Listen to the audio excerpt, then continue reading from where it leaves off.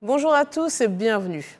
Après Doha, au Qatar, en 2022, la capitale togolaise a accueilli une conférence sur la lutte contre le terrorisme et l'extrémisme violent en Afrique. Décryptage dans Ça fait l'actualité. Que faut-il retenir de cette rencontre de haut niveau? Le résumé de Sédou Ouattara. La lutte contre le terrorisme. La présidente de l'Assemblée nationale, Mme Yao Dibodi, a ouvert ce jeudi 19 janvier 2023 à Lomé les travaux de la conférence parlementaire de haut niveau sur le terrorisme et l'extrémisme violent avec l'engagement des jeunes. Inscrivant dans la longue tradition de notre pays, tradition de recherche de la paix et de maintien de la sécurité, tant au plan national que continental, l'Assemblée nationale a participé en mars 2022 à Doha à la conférence parlementaire de haut niveau sur comprendre la menace terroriste en Afrique. Au cours de cette rencontre, le Togo a été sollicité pour offrir un cadre à la poursuite des réflexions sur l'engagement parlementaire dans la lutte contre le terrorisme. La recrudescence des actes violents ayant un lien avec le terrorisme constitue une menace aux efforts de développement durable du continent à travers ce cadre d'échange. Distingués invités, mesdames et messieurs, comme vous le savez, notre continent, en concertation avec ses différents partenaires, a toujours recherché à diverses occasions de son histoire des solutions aux multiples défis qui jalonnent sa marche. Au chapitre de ces défis, nous pouvons évoquer sans exhaustive la modernisation de son économie, le développement de ses infrastructures sociales, éducatives et culturelles, le financement et la potentialisation de son secteur privé, l'intensification de ses échanges avec les autres nations du monde, la création d'emplois pour sa jeunesse, la promotion et l'autonomisation de la femme, sachant que cette liste n'est pas exhaustive. L'Afrique ne peut remporter le défi du terrorisme simplement à travers la riposte armée. Améliorer les initiatives axées sur la jeunesse. La conférence de Lomé, qui s'est tenue les 19 et 20 janvier dernier, est organisée conjointement par le Bureau de lutte contre le terrorisme des Nations Unies et l'Assemblée nationale du Togo, en collaboration avec l'Union parlementaire africaine, le Comité interparlementaire du G5 Sahel et le Conseil de la Choura de l'État du Qatar. Cet événement a réuni plus de 250 participants venus de plus de 20 pays pour évoquer la lutte contre le terrorisme et l'extrémisme violent en Afrique. Alors, quels étaient les enjeux de cette rencontre? Comment l'Afrique s'organise pour lutter contre le terrorisme? Pour en parler, je reçois le journaliste Lanciné Bakayoko. Bonjour et bienvenue. Bonjour, Fatim Djedjed. Et l'historien Bangaline Goran. Bonjour et merci d'être présent. Bonjour Fatim, bonjour à tous et à toutes. Alors monsieur, plusieurs institutions ont pris part à cet événement, mais c'est avant tout une conférence parlementaire de haut niveau. Quel est finalement l'apport ou l'intérêt de débattre de ce sujet pour des députés? Bakayoko. Il était nécessaire d'impliquer les députés dans la lutte contre le terrorisme, parce qu'habituellement, on voit que ce sont des chefs d'État qui vont faire les réunions, mais tout le monde sait que la voix populaire appartient aux députés. Donc, il est bien, en plus des chefs d'État, d'impliquer les parlements, la société civile dans cette lutte contre le terrorisme. Parce qu'en réalité, c'est vrai, les États peuvent s'engager, mais il faut que les populations aussi s'approprient cette lutte. Parce que c'est une lutte qui est, si vous voulez, élargie à l'ensemble des pays du monde, mais aujourd'hui, plus précisément, des pays africains. Et donc, il faut que les populations elles-mêmes soient impliquées. Il faut qu'elles comprennent la menace que constitue le djihadisme pour éviter que ces populations pensent que c'est une affaire du gouvernement uniquement ou des chefs d'État. Il fallait que les députés soient impliqués parce que ce sont les députés qui font de la proximité à la population. Ce sont eux qui sont directement en contact avec les populations. Donc, je pense qu'il était quand même nécessaire que la représentation nationale des différents pays aille à cette réunion pour pouvoir amplifier le message de paix au sein des populations. Vous avez la même vision? Je pense que sa réponse prend en compte un élément essentiel. Les députés, à partir du moment où ils ont un devoir de rester en contact avec leur circonscription, ils sont un maillon du dispositif étatique qui est assez introduit à travers... Parce que les mairies, par exemple, généralement, en tout cas, excepté les mairies des communes rurales, touchent les zones urbaines. Mais le député, sa circonscription, va au-delà de la zone urbaine, va jusque dans les hameaux les plus reculés. Mais je pense que le deuxième élément aussi qu'il faut relever, c'est le fait surtout qu'aujourd'hui, la lutte contre le terrorisme prend en compte un facteur qui projette l'Assemblée nationale en première ligne. C'est la question du vote des budgets militaires pour financer tous les moyens qui ont été conçus par l'exécutif. On sait aujourd'hui que dans tous les pays concernés a été mise en place une stratégie qu'on appelle loi de programmation militaire qui peut se voir comme une démultiplication des anciens budgets accordés à l'armée. Et souvent, c'est vrai que par le passé, ce sont les commissions de défense au niveau de l'Assemblée nationale qui avaient la qualification de s'intéresser de près à ces nouveaux budgets militaires XXL. Et généralement, les autres collègues ne comprennent pas pourquoi est-ce que, par exemple, dans un pays, on peut passer des dépenses militaires qui représentent 1% du PIB à 5%. La croissance est vraiment importante.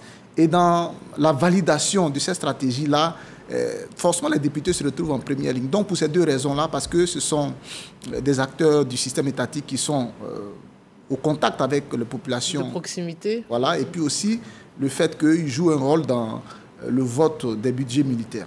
Et maintenant, le choix de Lomé. Pourquoi ce choix, selon vous? On se dit que c'est parce que, là aussi, malheureusement, le Togo est touché maintenant de plein fouet par ces actes terrorisme. C'est ce qui justifie que Lomé abrite cette conférence? Oui, c'est vrai que Lomé a été touché au moins par 2 fois par les terroristes. Je parle de l'attaque de Tivoli et l'attaque du village de Blamanga, dans le nord de Lomé. Mais moi, je pense que le choix de Lomé, c'est beaucoup plus parce que Lomé résiste mieux aux attaques terroristes. Parce que les tentatives n'ont pas manqué. Vous savez que Lomé est au sud du Burkina Faso et cette frontière est aussi, on va dire, poreuse que les autres frontières comme celle du Mali et du Niger. Et donc, Lomé résiste plus ou moins à ces menaces terroristes. Parce qu'aujourd'hui, c'est seulement ces 2 attaques. Mais on sait bien que les soldats togolais ont réussi à déjouer des multitudes d'incursions des groupes terroristes. Donc, je pense que c'est parce que Lomé veut jouer davantage de rôle. Mais il y a aussi, au plan diplomatique, que Lomé veut prendre le leadership. On l'a déjà dit, le Togo, qui est un petit pays, mais veut jouer le rôle des grands. Et donc, a mis en avant sa diplomatie aujourd'hui qui est assez puissante, assez forte. Donc, Lomé devient du coup l'épicentre de la lutte contre le terrorisme qui est une réalité actuelle qui touche le monde entier. Et donc, je pense que on ne va pas dire une victoire diplomatique, mais c'est un positionnement diplomatique qui rehausse l'image du Togo à travers le monde. C'est le savoir-faire du Togo qui justifie son... Oui, je pense que généralement, au niveau des États, ce genre de statut fait l'objet d'une stratégie au niveau du ministère des Affaires étrangères. On a vu déjà dans la crise entre la Côte d'Ivoire et le Mali, comment est-ce qu'un pays qui était considéré comme l'un des moins influents, que ce soit de l'espace UEMOA ou encore de la CEDEAO, comment est-ce que ce pays a pu se projeter en proposant une offre qui a été la seule validée par la partie malienne? Parce que derrière, il y a une machine diplomatique. On l'a déjà dit ici, sur ce même plateau, dans des émissions précédentes. Ça remonte à l'ère de Yassine Bey Adema, le père, qui a laissé un appareil diplomatique en place que son fils essaie de redémarrer. Il essaie de redémarrer en créant à l'intérieur de son ministère des Affaires étrangères des compétences, en développant en tout cas des portefeuilles et une stratégie globale qui non seulement, on le voit à travers cette conférence, concerne la sous-région, mais qui va au-delà de la sous-région, qui arrive à se positionner quand même dans une initiative, on le rappelle, la session précédente s'est tenue quand même à Doha, donc c'est une initiative plus ou moins mondiale puisqu'elle implique l'ONU. Donc le Togo fait là la preuve que sa stratégie de positionnement diplomatique ne concerne pas seulement la sous-région de l'UEMOA et de la CEDEAO, mais elle peut porter aussi sur des questions africaines ou encore mondiales. Alors, en ce qui concerne le terrorisme, messieurs, c'est vrai que depuis une décennie, on assiste très malheureusement à la dégradation de la situation sécuritaire dans tous les pays. Comment ce terrorisme a-t-il évolué ces dernières années? On a l'impression on dit souvent qu'il est tentaculaire, qu'il ne concerne pas que le Sahel. On va parler du Sahel, mais au-delà des 3 frontières, comment le terrorisme a évolué sur notre continent? Oui, quasi inexistant, il est devenu omniprésent. Oui, en effet, le terrorisme n'a pas toujours été quasi inexistant. Tout le monde se rappelle le GSPC en Algérie qui a migré vers le GIA. Je pense à Abbas Madani. Et donc, le terrorisme a toujours été en Afrique, notamment en Afrique du Nord. Et vous avez vu qu'il y a eu des attentats au Maroc, il y a eu des attentats en Tunisie. Mais aujourd'hui, tout le continent africain est atteint. Vous allez voir, au Mozambique, il y a des djihadistes qui y sont. Il y a les Chebabs qui sont en Afrique orientale, au Kenya et en Somalie notamment. Et il y a des Boko Haram, Ansarou qui se trouvent au Nigeria. Il y a Al-Qaïda, l'État islamique au Mali, au Niger et même au Burkina Faso. Il y a Boko Haram qui se trouve dans le bassin du Tchad, dans le bassin du lac Tchad. Il y a Boko Haram aussi qui se trouve au Cameroun. Donc, on va dire que le terrorisme s'est métastasé à travers l'ensemble du continent. Et donc, je pense que cela nécessite une approche globale pour qu'il y ait des synergies d'action pour pouvoir venir à bout du terrorisme. Parce qu'aujourd'hui, moi, je ne crois pas que des solutions individuelles puissent venir à bout du terrorisme. Donc, je pense qu'à menace globale, à riposte globale.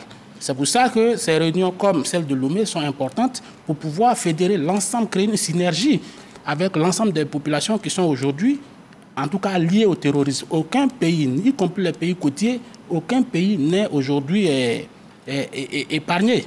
Vous-même, vous avez vu que les terroristes montent en puissance. Il y a eu une évasion à Koutoukale, au Niger. Il y a eu une évasion à Abuja. Il y a des attaques quasi quotidiennes à Arbinda, à Nouna, à Chinagodé. Partout, c'est le terrorisme. Donc, je pense qu'il faut une synergie d'action pour pouvoir venir à bout de ce monstre qui est devenu presque mondial. Alors, et nous parler du déploiement du terrorisme sur l'aspect géographique. C'est important de le rappeler, que ça ne touche pas que le Sahel, même si ça nous touche plus. Absolument. Donc, on en parle plus. Maintenant, l'évolution même historique, parce qu'il parlait de l'Algérie. C'est vrai que c'était des revendications, on va dire, à la fois politiques et confessionnelles. Oui. La source vient de là, le terrorisme qui a évolué en Afrique subsaharienne aussi, à ce même fondement, ou c'est encore autre chose? Où il y a une continuité? C'est du point de vue, en tout cas, de sa dimension. Parce que le terrorisme, aujourd'hui, en Afrique, a une dimension à la fois politique, et puis a une dimension religieuse qui est moindre. Alors, pour ce qui concerne l'Algérie, la dimension politique, c'est que des groupes islamistes avaient l'intention de renverser le modèle d'État à l'occidental pour instaurer un modèle d'État islamiste qui, selon leur compréhension de la chose, était la charia. Voilà, un modèle d'État qui reflétait plus la justice islamique. Alors, de ce point de vue, je pense que c'est la même chose qui est recherchée par Boko Haram, qui, avec sa naissance, considère qu'elle a été victime de la violence de l'État fédéral nigérien et qu'elle essayait, dans le principe, de rendre le coup qu'elle a reçu. Et donc, les attaques de villages, tout cela, déjà, entre dans une logique d'affaiblir l'État à l'occidental, renverser à long terme l'État occidental pour implanter un État plutôt sur le modèle de la charia. Ça, c'est l'aspect politique. Et puis, il y a l'aspect, bien sûr, aussi doctrinal qui est forcément lié. Parce que qu'est-ce que l'islamisme? L'islamisme, c'est la doctrine politique de l'islam. Donc, l'islamisme, en fait, c'est deux concepts. C'est à la base, ça relève bien sûr de l'islam qui est religieux, doctrinal, mais c'est la dimension politique de l'islam. Donc, je pense que c'est un peu ce que décrit plus ou moins les différentes excroissances du terrorisme, qu'il soit algérien ou encore qu'il soit nigérien, parce qu'aujourd'hui, le terrorisme en Afrique a émergé dans des sanctuaires. Le terrorisme qui est, disons, essaimé dans le nord, dans le Sahel, est d'origine algérienne. Lorsque l'État algérien met la pression sur les mouvements, les groupes armés qui descendent dans le sud du pays, sont repoussés hors de ces frontières-là, ils viennent se sanctuariser dans le nord Mali et vivent d'enlèvement, vivent de petits coups de contrebande, jusqu'à ce qu'ils attendent leur heure avec le croulement du système libyen qui fasse descendre une quantité importante d'armes qu'ils récupèrent, avec lesquelles ils se propulsent. Alors, dans le cas du Nigeria, le sanctuaire, c'est la forêt de Sambisa au nord de l'état de Kano. Et puis, à partir de la forêt de Sambisa, on l'a vu dans les années qui ont suivi, le terrorisme a commencé à toucher le nord du Nigeria, du Cameroun, le sud du Niger et du Tchad. Et c'est la même chose avec Al-Shabaab. Al-Shabaab a commencé sur la dépouille de l'état somalien. Et puis, c'était au début des tribunaux islamiques pour rendre la justice, parce qu'on était face à un État sur le modèle occidental qui s'était effondré. Et donc, des milices se sont mis ensemble pour essayer de mettre un minimum d'ordre. Et c'est à l'intérieur de ces tribunaux islamiques-là qu'il y a eu une scission. La branche radicale a fondé Al-Shabaab, qui a commencé à frapper au-delà de la Somalie, a frappé en Éthiopie, on se rappelle au Kenya à l'université, et aujourd'hui, sinon du moins en 2017, a fait apparition même jusqu'au Mozambique. Donc on est parti vraiment de sanctuaires bien identifiés, avec des revendications qui sont relativement les mêmes, c'est-à-dire affaiblir et renverser l'État sur le modèle occidental, mais surtout en continuant de recruter sur le principe qu'ils revendiquent une certaine identité islamique. Maintenant, dans les solutions, d'abord militaires, et après on va s'attarder quand même un peu plus sur les solutions non militaires. C'était un peu l'objet de cette rencontre. Les solutions militaires, là, on nous parle régulièrement de diversification des partenaires. Voilà, c'est ce que souhaitent beaucoup de pays. Mais en faisant ce choix, est-ce qu'on ne craint pas finalement d'alimenter une sorte de concurrence des grandes puissances sur le sol africain, même au niveau de l'aide militaire?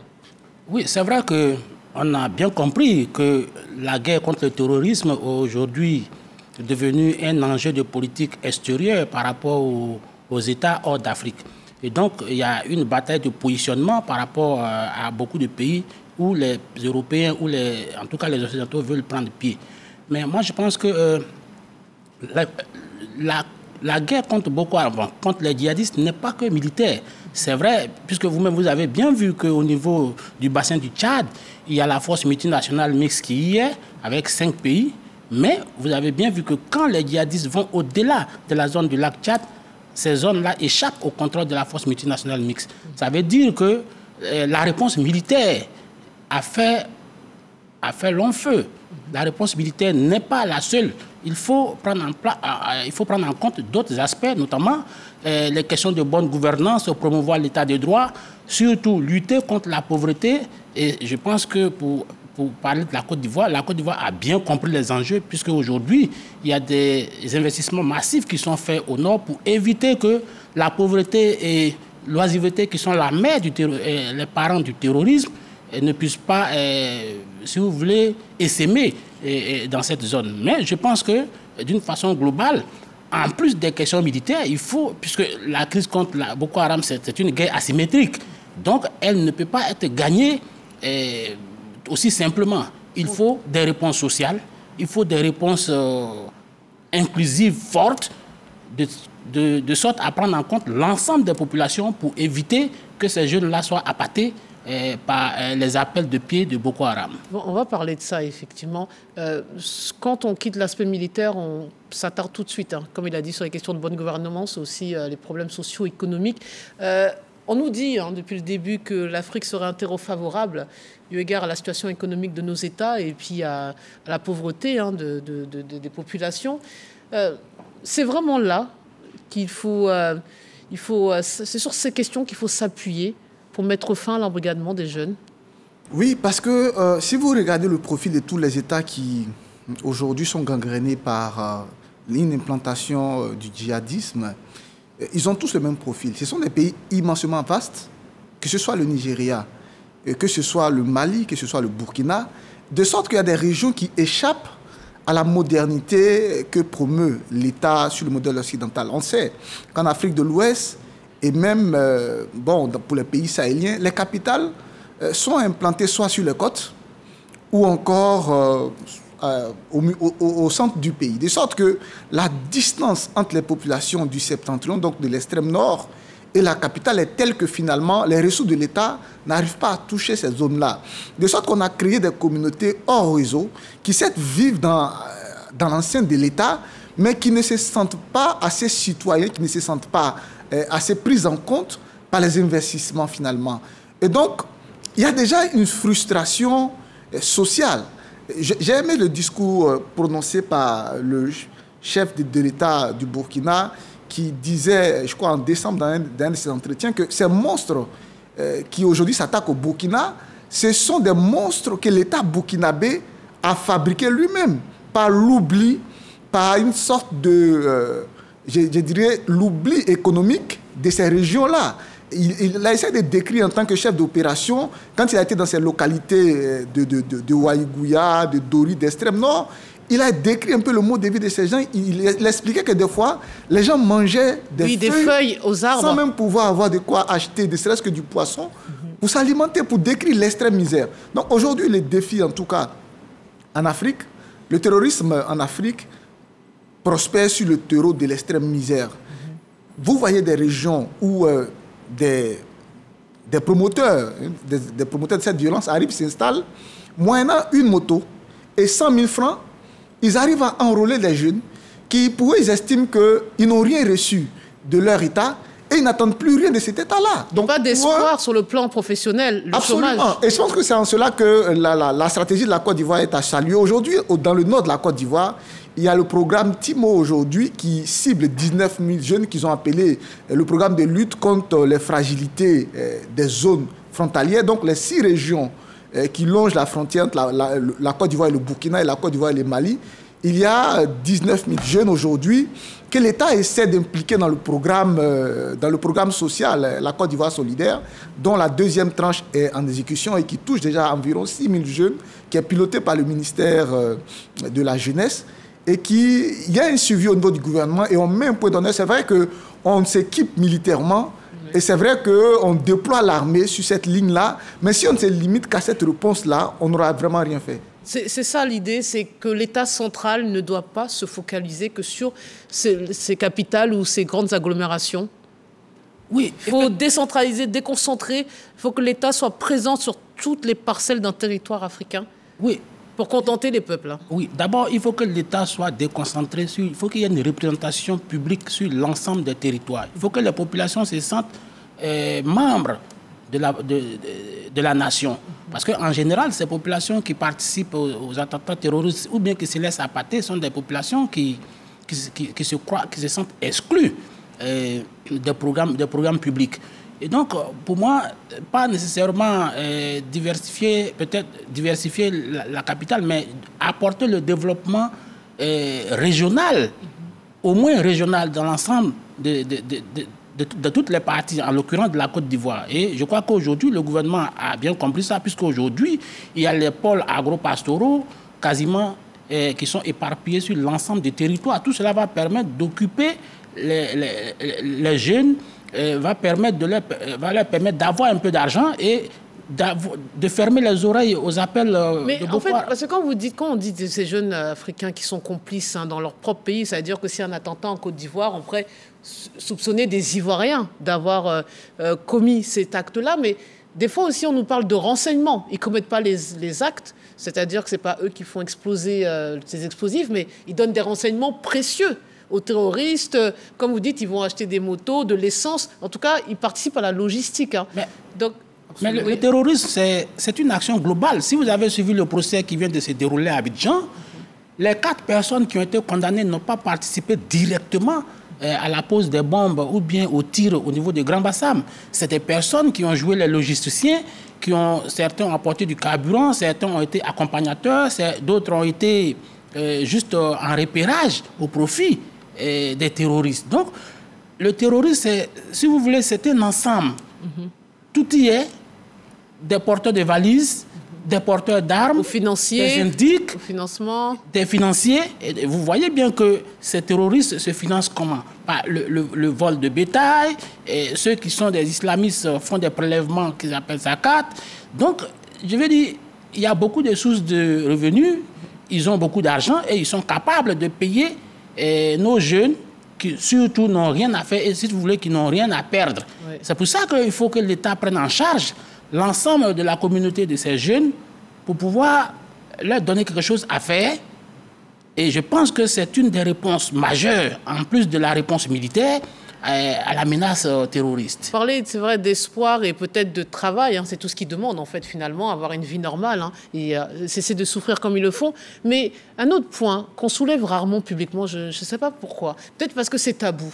Alors, il y a aussi souvent des gens dans les territoires, les localités, qui disent qu'il y a aussi le comportement, parfois, aussi des soldats, qui les incite à... Voilà, comme une réaction. Et c'est des sujets qu'on peut rarement aborder publiquement parce qu'ils sont assez tabous, mais on parle d'armées, elles peuvent être étrangères comme locales, mais qui parfois n'ont pas la bonne attitude vis-à-vis des personnes dans ces localités. Je pense que sur cette question-là, bon, loin de moi l'idée d'excuser tous les abus des armées, mais il faut reconnaître quand même qu'ils n'ont pas la tâche facile. Un terroriste, c'est qui? C'est un paysan villageois comme tous les autres, qui prend des attributs militaires et va faire une opération d'attaque. Il y a deux cas possibles. Soit on le prend sur les faits, donc il y a un flagrant délit à ses armes en main, mais à partir du moment où il a fini l'attaque et qu'il forme des petits groupes qui se dispersent et qu'il se débarrasse des attributs militaires, qu'il retourne au village, il devient automatiquement un villageois comme tous les autres. Je pense que cette difficulté, l'armée américaine même l'a eue dans la guerre du Vietnam, parce que les guerrilleros qui étaient engagés dans la lutte contre l'armée américaine, mais le problème c'est que vous traversez un village, et puis la pauvre vieille mère que vous voyez, qui a l'air vraiment de quelqu'un qui, voilà, l'empathie et tout ça, elle fait pitié. Dès que vous tournez le dos, elle peut sortir une Kalachnikov de dessous sa natte et vous tirez dans le dos. Ouais. Aujourd'hui, c'est ça la difficulté. Quand les terroristes attaquent et que l'armée régulière s'organise pour les prendre en chasse, elle va collecter des informations pour tracer les trajectoires de fuite. Et on identifie clairement le village dans lequel cette trajectoire-là s'arrête. On entre, on collecte des informations et il arrive des fois qu'on puisse les identifier. Alors, soit des combats pendant qu'on procède à leur arrestation, des combats éclatent, il y a des tirs, et tout de suite, la communauté internationale fait des enquêtes pour dire on a tué des civils. Oui. Donc, comment aujourd'hui on fait la différence entre les civils qui sont victimes de bavures des armées nationales et un terroriste qui, à partir du moment où il a dissimulé sa Kalachnikov, a enlevé tous les attributs militaires, se retrouve avec une même apparence que le villageois lambda. Donc voilà un peu toute la difficulté aujourd'hui pour ce qui concerne cette menace-là, qui est une menace particulière. Oui, il a dit, c'est ce qu'on appelle la guerre asymétrique, puisque en clair, les militaires, moi je pense qu'on peut leur accorder des circonstances atténuantes, puisqu'ils font face à une hydre qui n'a pas de visage. Qui est terroriste? A priori, c'est un citoyen comme tout le monde. Et donc, parfois, on peut comprendre. Je ne dis pas que je suis d'accord avec les bavures, mais on peut comprendre. Parce que parfois, les militaires ont fait preuve de laxisme et après, le préjudice est incalculable dans leur rang. Donc, je pense qu'on ne peut pas faire d'omelette sans casser des œufs, mais il appartient aux militaires d'être beaucoup plus professionnels, de pouvoir faire la part des choses avec le règlement militaire à l'appui, mais on peut comprendre qu'il y ait des bavures. Je vais vous donner un exemple. Les attaques au Bénin, à Igor Kassa et dans le parc de la Pandjari, mais il y a eu des complicités. Il y a eu des complicités internes. Donc, je veux dire, on peut comprendre qu'il y ait des bavures. Mais nous en appelons quand même, en tout cas, beaucoup plus de diligence auprès de l'armée ivoirienne notamment. Jusque-là, cette armée n'a pas encore été accusée de bavure. Elle fait correctement son travail. Non, je parle en général. Hein. Mais d'une façon générale, on peut comprendre que les armées sortent parfois hors de leur mission.